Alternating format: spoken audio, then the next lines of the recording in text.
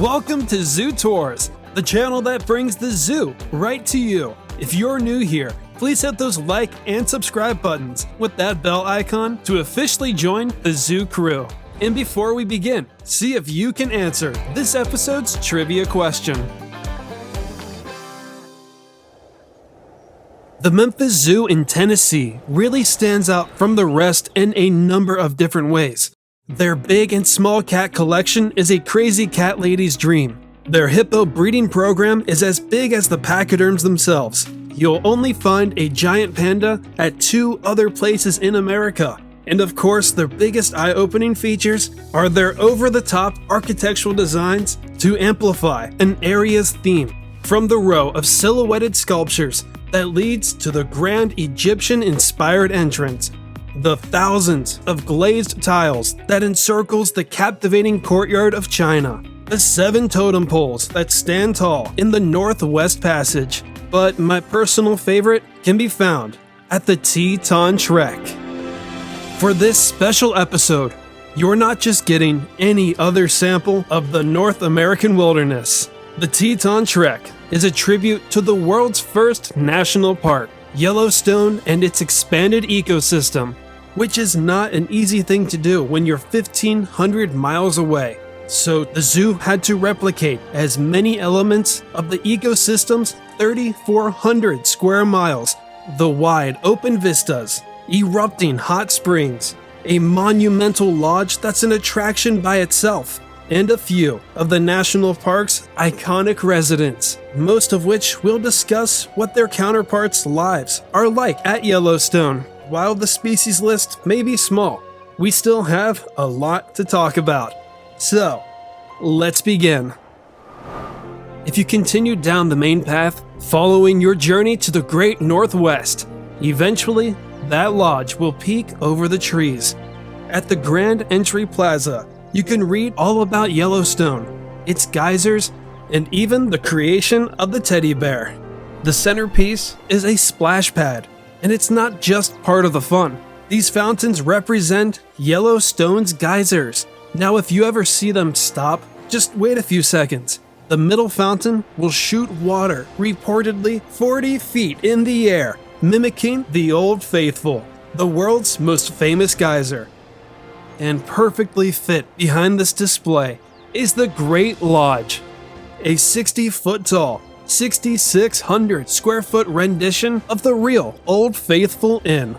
It may be animal-less, but it does add to the experience, and I highly encourage you to step inside and explore as much as you can, which includes its multiple floors that leads to the outdoor porches, one at the front that faces the geysers, and the other in the back that overlooks our next stop. This rustic structure isn't here just for show or to create a breathtaking backdrop. It's an event center that accommodates up to 1,000 people. And if you're interested in reserving the Great Lodge, you can sign up with the link in the description. As you exit the way you came in, and when you're done admiring the statue of what's to come later on, the path brings you around the lodge to the first of the Grand Tetons locals, but we'll save them for when we're near the end. Millions of people visit the nation's great parks of the Northwest to connect with nature and to catch a glimpse of the grizzly bears, Tetons and Yellowstone's dominant species. Physically, 50,000 grizzlies range north of the 48 contiguous United States. 700 are within and around the park. Doesn't sound like much when you compare that to their population in the 70s when only 130 were around.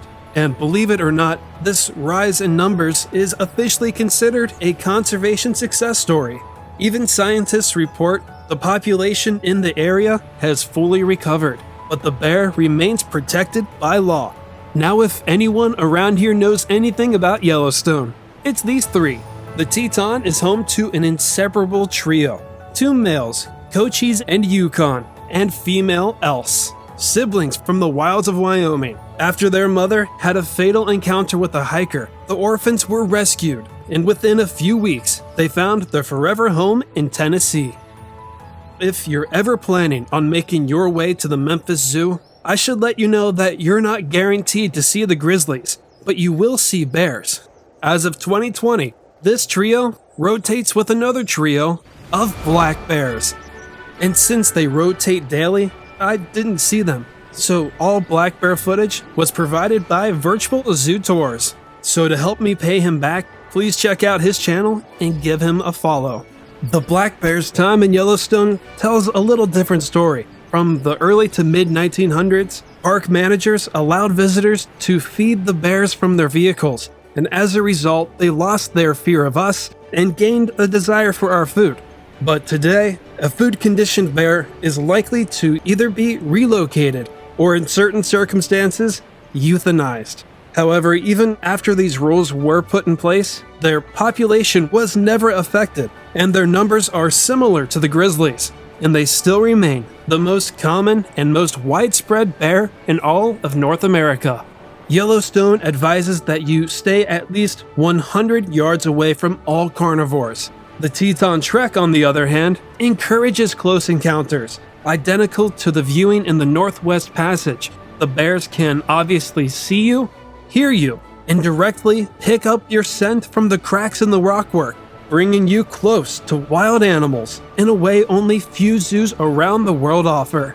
The black bear has a long history with this place. In fact, the Memphis Zoo's very first species was a black bear, named Natch, way back in 1906. That legacy continues with River and Spring, a brother and sister pair, with an unrelated female named Fire. I don't 100% know their backstories, but it's implied they were confiscated from private residencies. Originally, they were on show in the Northwest Passage, but now their space is a second home for their polar bears. It does cut down that area's biodiversity, but this decision not only gives the Arctic bears more space, the black bears now have 85% more room to roam, and they get to share one of the nation's largest and most suitable homes for any northern ranged bear. Along the fence there are signs of both species, but it's not like you're going to get these two groups mixed up. However, it's not out of the ordinary to confuse one species for the other in general. I know that grizzlies have that giant hump on their back, they weigh hundreds of pounds more, and not to mention their fur is a completely different color. But not always. Depending on the subspecies and even the time of year, black bears range in all shades of gray, white, dark blue, and even light brown. In fact, Fire's coat turns a red hue depending on the season, so it's not entirely surprising if anyone were to make that mistake. As the pathway curves around this bear haven, it slopes uphill until it reaches the mountaintop. This is a rendition of Yellowstone's Firehole Falls. The water drops 20 feet into bear territory and is then carried by a 140-foot long stream that eventually reaches the main pool, which at least used to be stocked with live trout for the bears to hunt.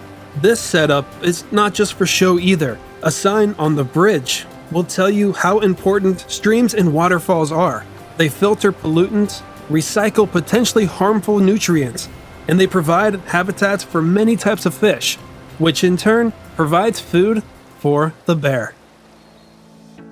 You know I hate to backtrack, but when you go up the ramp to the falls, you will pass a dense, forested, and like everything else around here, large area busy with ruddy ducks, mallards that I assume are wild, the unmistakable American wood duck, the ecstatic female canvasbacks, bar-headed geese. Native to Central Asia, there's a sandhill crane somewhere out there, and you can't miss the elegant trumpeter swan.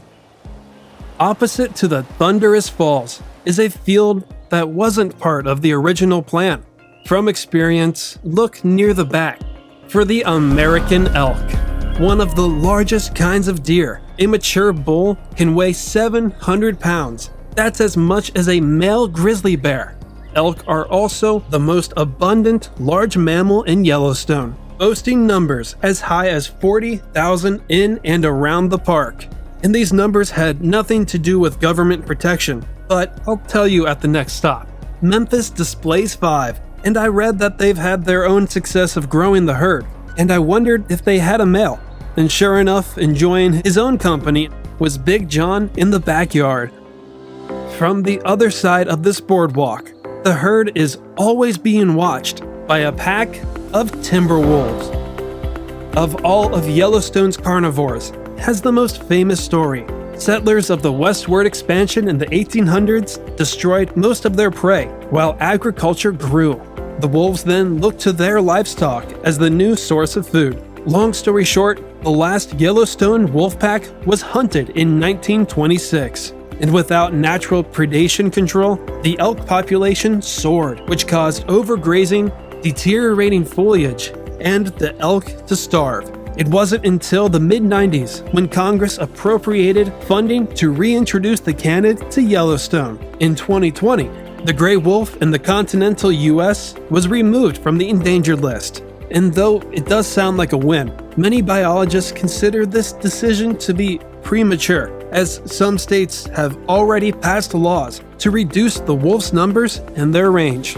Right now, about 500 reside in the greater Yellowstone ecosystem. The opening of the Teton Trek reintroduced wolves back to Memphis in 2009. After a 28-year absence, a sibling pack of 4 from a private facility near Chicago arrived when they were just 6 months old.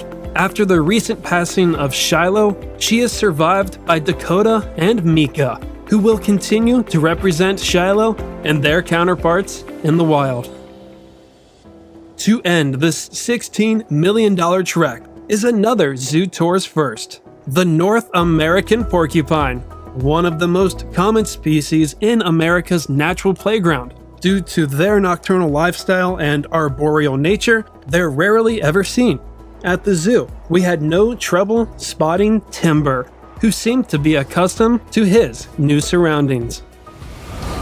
Yellowstone may be over 1,000 miles away from here, but I've had the pleasure of seeing the national park for myself, and even though it is missing that sulfuric smell everyone loves, the Teton Trek captures the sights, senses, and the spirit of America's famed national park.